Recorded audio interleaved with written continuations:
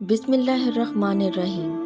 ایک نیک فطرت اور پاک باز عورت کا خاوند سنار تھا۔ اس کے گھر میں پانی بھرنے کے لیے ایک سکا مقرر تھا جو 30 برس سے اس کے گھر آ کر پانی بھرا کرتا تھا، مگر اس نے اس عورت کی طرف آنکھ اٹھا کر بھی نہ دیکھا تھا۔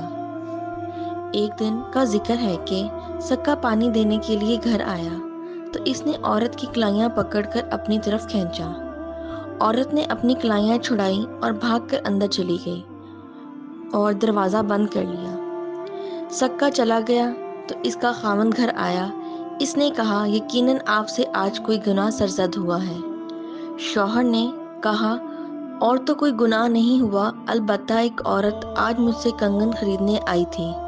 میں اس کی نازک اور خوبصورت کلائیاں پکڑ کر بے صبر ہو گیا اور اس کی کلائی پکڑ کر اپنی طرف کھینچا۔ وہ اپنی کلائیاں چھڑا کر وہاں سے بھاگ گئی۔ نیک عورت نے خاوند کی گفتگو سن کر کہا، ٹھیک ہے اے میرے شوہر، تمہاری زیادتی کا بدلہ تمہاری بیوی سے لیا گیا ہے۔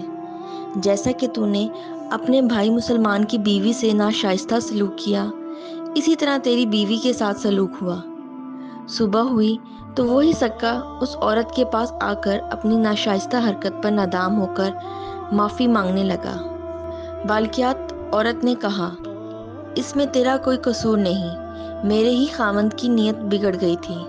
حضور صلی اللہ علیہ وآلہ وسلم کا ارشاد ہے، تم لوگوں کی عورتوں کی پاک دامنی محفوظ رکھو، لوگ تمہاری عورتوں کی عزت محفوظ رکھیں گے۔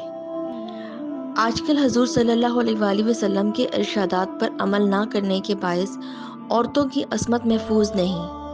ماڈرن افراد کی آنکھیں بے حجاب اور ماڈرن عورتوں کے چہرے بے نقاب۔ ایسی صورت میں ہر شخص ایک دوسرے کی عظمت و عصمت پر حملہ آور کیوں نہ ہو۔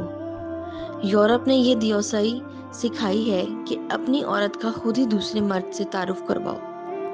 پیارے دوستو، اپنا قیمتی وقت دینے کا شکریہ۔ ہم امید کرتے ہیں آپ کو ہماری ویڈیو پسند آئی ہوگی۔